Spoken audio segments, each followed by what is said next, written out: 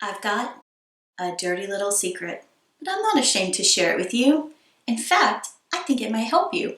Every village needs a little dirt here and there. Dirt can be really helpful in your villaging scenes, especially if you want to have a little bit of separation between scenes, if you want a little dirt road, if you want a little play yard or farm.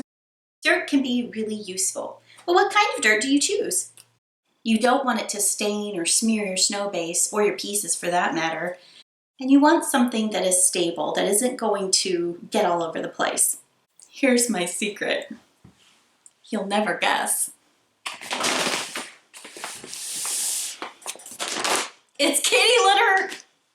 Walnut kitty litter is one of the best dirt substitutes for your village. I was testing different litters and lo and behold, I opened up this little guy and was amazed and thought, oh, I think I can put this in my village. Unused, of course. Let me show you why this is totally awesome. What's amazing about it is it's low dust. It's not made by clay or dirt. It's walnut shells. And what makes it nice is the texture.